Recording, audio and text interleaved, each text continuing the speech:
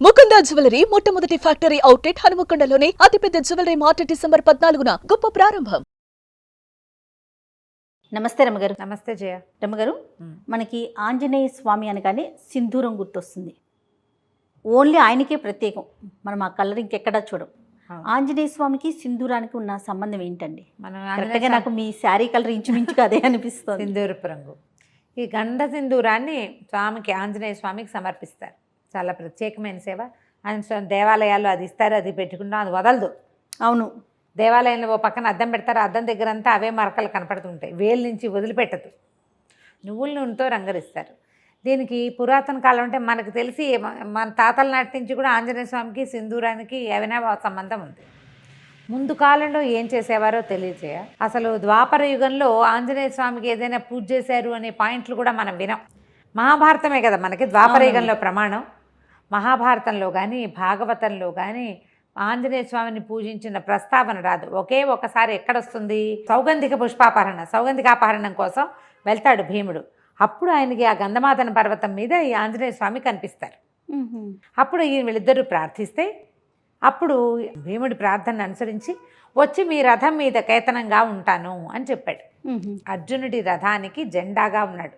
జెండాపై కపిరాజు పద్యాలే ఉన్నాయి. అవును, ఆ కపిరాజు యుద్ధంలోనే కాకుండా వీళ్ళు విరాట పర్వంలో అర్జునుడు ఆ బృహన్నల వేషం నుంచి అర్జునుడి రూపంలోకి వస్తాడు కదా, అప్పుడు వచ్చి బృహత్ కపి వచ్చి కూర్చున్నాడు రథం మీద అని చెప్తారు మహాభారతం. ఓహో, కపి వచ్చేసాడట. ఆంజనేయ స్వామి వచ్చి యుద్ధం అనగానే అర్జునుడి రథం మీద ఉండాలి, వచ్చి కూర్చున్నాడు అని చెప్తారు. అవి తప్ప ఆంజనేయ సేవాకాలాలు మనం అసలు చూడం. కానీ మనకి కలియుగంలో మన ముందు తాత ముత్తాతల నాటి నుంచి ఆంజనేయ స్వామిని సేవించడం ఉంది. కాలక్రమంగా రకరకాల కథలు వెలుగులోకి వచ్చాయి. పరాశర సంహితలో ఒక ప్రత్యేకమైన కథనని చెప్తారు ఆంజనేయ స్వామి సింధూరము కాంబినేషన్ మీద. ఎందుకు వీళ్ళిద్దరికీ ఈ సంబంధం ఉంది అని. రావణ వధ అనంతరం పట్టాభిషేకం జరిగింది. సీతారాములతో పాటు ఆంజనేయ స్వామి కూడా వీళ్ళంతా వచ్చారు. ఓకే, ఆంజనేయ ఆంజనేయ స్వామి సుగ్రీవుడు, తార, అంగదుడు, రుమ వాళ్ళే కాకుండా మళ్ళీ విభీషణుడు, జాంబవంతుడు అంతా కూడా శ్రీరామ పట్టాభిషేకం చూడడానికి అయోధ్యకి తరలి వచ్చారు. చాలా కాలం ఆంజనేయ స్వామి సీతారాముల సేవలోనే ఉన్నాడట. అయితే ఒకనాడు ఆయన వచ్చేసరికల్లా సీతాదేవి సింధూరం పెట్టుకుంటుంది, బొట్టు పెట్టుకుంటుంది. అప్పుడు పాపిట్లో బొట్టు, సీమంతంలో బొట్టు పెట్టుకోవటం మన విధానం కదా. రామాయణ కథ అంతా నార్త్ ఇండియా కథగా మనం చెప్పుకుంటాం. వాళ్ళకి పాపిట సింధూరం చాలా ముఖ్యం ఆ ప్రాంతం వారికి. బొట్టు పెట్టుకుంటుంటే ఈయన అడిగాడు, అమ్మా ఈ సింధూరం ఎందుకు పెట్టుకుంటున్నావు నువ్వు అని అడిగితే సీతాదేవి చెప్పిందట, రాముడు అత్యంత ప్రీతిపాత్రుడుగా ఉంటాడు. బొట్టే రాముని యొక్క ప్రీతి, ఆయనకి ఇష్టం. రాముడు ఎక్కువ కాలం చల్లగా ఉండటానికి ఈ బొట్టు పెట్టుకుంటేనే ఆయనకి మంచిది. రాముని ప్రేమ, దానికి కారణం ఈ బొట్టు అని చెప్పింది. ఈయన ఆలోచించుకున్నాడు, ఈవిడ ఒక్క చిటికెడు బొట్టు పెట్టుకుంటేనే ఈవిడ తప్పిపోతే రాముడు ఎంత దుఃఖపడ్డాడు. ధీరోదాత్తుడైన వాడు, మామూలు వాడు కాదు, మహావీరుడు. ప్రపంచంలో ఉన్న వీరులందరినీ తోసిరాజనగలిగిన వాడు. ఆమె లేకపోతే ఎంత దుఃఖపడ్డాడు. అంత ప్రీతి, చిటికెడు బొట్టుతోటి అంత ప్రీతి వచ్చింది, అంత ప్రేమ భార్య అంటే. అందుకని ఆ సింధూరాన్ని తను కూడా పెట్టుకోవాలనుకున్నట్ట ఆంజనేయ స్వామి. రాముని ప్రేమ, దాన్ని గెలవటం, రాముడు ఎంతో కాలం చల్లగా ఉంటాం కోసం రెండు చెప్పింది కదా. అవును, ఆయన ఎప్పటికీ గెలుపొందుతూనే ఉండాలి రాముడు అంటే. మనం కూడా పెట్టుకోవాలనుకుని ఈయన ఏం చేశాడు, సరే అట్లా వెళ్ళి సింధూరాన్ని తెచ్చుకున్నాడు. కపి కదా, ముఖమంతా వెంట్రుకలు ఉంటాయి. సీతాదేవి పెట్టుకున్నట్టుగానే పాపిటి పెట్టుకోవడానికి ప్రయత్నం చేశాడు, కుదరలా. ఇదంతా హెయిర్ ఉంటుంది, కుదరలేదు. సరే ఏమనుకున్నాడు, ఎట్లా రాలిపోతుంది ఇది, ఆవిడ పెట్టుకుంటే ఉందే, నేను పెట్టుకుంటే ఎందుకు లేదు, రాలకుండా ఉండాలంటే ఏం చేయాలని నువ్వుల నూనె కలిపాడట. అందులో కలిపిన తర్వాత ముఖం మీద పెట్టుకున్నాడు, నుదుటి మీద పెట్టుకున్నాక ఆయనకు అనిపించింది, ఒక్క చిటికెడు ధరిస్తేనే సీతాదేవి అంటే ఆయనకు పంచప్రాణాలు కదా, శరీరం అంతా ధరిస్తే రాముడికి ఇంకా ప్రీతిపాత్రుడిని అవుతాను నేను అనిపించింది. మొత్తం సింధూరాన్ని ఒళ్ళంతా అలదుకున్నాడట.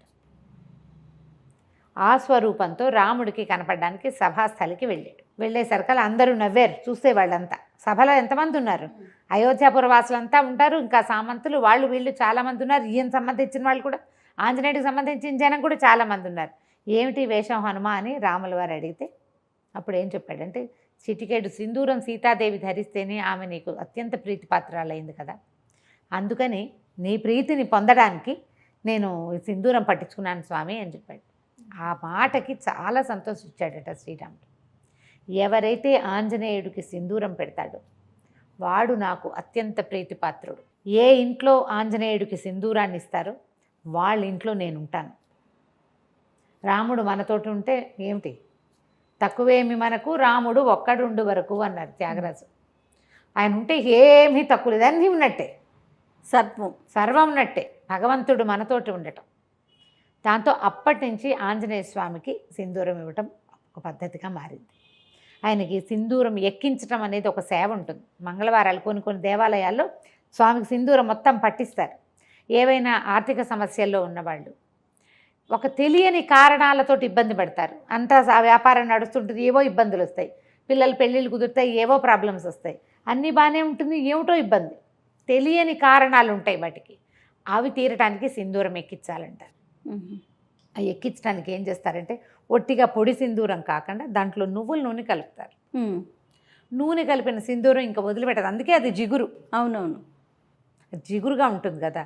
అయితే ఈ గంధ సింధూరము, ఆ సింధూరపు దాన్ని తయారు చేసే రాళ్ల వల్ల ఈ నువ్వుల నూనె కలిపితే కొన్ని చోట్ల మోకాళ్ళ నొప్పులకి వాటికి వైద్యంగా కూడా నార్త్లో వాడతారట. దాన్ని ఎక్కువ కాలం వృద్ధాప్యం రాకుండా ఉంటుంది సింధూరం అలదుకుంటే అని చెప్తారు. కానీ శరీరం అంతా సింధూరం పట్టించుకొని మనం ఎక్కడ ఉంటాం, ఉండలేకపోతాం కదా. కనీసం సంవత్సరానికి ఒకసారైనా ఆంజనేయ స్వామికి ఈ సేవ జరిపిన వాళ్ళు అకాల మృత్యువు దరిచేరదు వాళ్ళని. ఏడాదికి ఒక్కసారి మనమే స్వయంగా అలంకరించగలిగితే మంచిది. లేదా దేవాలయాల్లో ఈ సింధూరం ఎక్కించే సేవ కనుక చేయిస్తే ఇక మృత్యువు రాదని చెప్పం మనం. అకాల మృత్యు 50కి 30కి 40కి ఇంకా బాధ్యతలు ఉండగా అమ్మా నాన్న బతికుండగానే పిల్లలు మరణించడం, 90 ఏళ్ళ అమ్మా నాన్నలు ఉంటే 70 కూడా రాని కుమారులు మరణించడం, 60లో కుమారులు 90లో అమ్మా నాన్న, పెద్దవాళ్ళిద్దరు ముదిబగ్గులు వాళ్ళు బతికి జీవించే ఉంటారు పాపం. ఈ 60 ఏళ్ళు వచ్చిన వాళ్ళు యంగ్గా యాక్టివ్గా ఉన్న వాళ్ళు చిటుక్కుని వెళ్ళిపోతారు. ఈ కష్టం రాకుండా ఆంజనేయుడికి సింధూర సేవ అంత మంచిది. వీళ్ళతోటి రాముడు ఉంటాడు. మామూలుగా మనం ఏం చెప్తాం, సహస్రనామాలకు తుల్యమైంది రామనామం. అదే కదా, శ్రీరామ రామ రామేతి రమే రామే మనోరమే సహస్రనామ తత్తుల్యం రామనామ వరానని. ఒక్క రాముడు అనే నామమే 1000 నామాలకి సరిపోతుంది. ఇంతకీ ఈ 1000 నామాలు ఏమిటి? 1000 రామనామాలు కాదు, 1000 వేరువేరు నామాలు. విష్ణువు యొక్క అనంత శక్తిమయాలైన 1000 పేర్లకి ఒక్క రాముడు అనే పేరు కరెక్ట్ మ్యాచింగ్, దానికి తుల్యమైనది. అలాంటి రాముడు మన పక్కన ఉంటాడు. అందుకని ఆంజనేయ స్వామికి ఈ సింధూరం ఎక్కించడం ఒక పద్ధతిగా మారింది. మనం ఇటీవల కాలం మనకు దగ్గరలో కూడా ఆంజనేయ స్వామికి ఏముంది, ఆయన ప్రతి వీధికి సందుకి దేవాలయాలు ఉంటాయి. అవును, ఫలానా చోటే సింధూరం ఎక్కించాలి అని పెట్టుకోకుండా ఎక్కడ కుదిరితే అక్కడ తమలపాకులతో సేవ చేయించడం. తమలపాకులు ఆకుపూజ చేస్తారు కదా, ఆయన ప్రీతి. తర్వాత ఈ సింధూర సేవ ఇది కనుక చేయిస్తే చాలా విశేషమైన ఫలితం లభిస్తుంది. తప్పకుండా రమ్మగారు. నమస్తే. నమస్తే.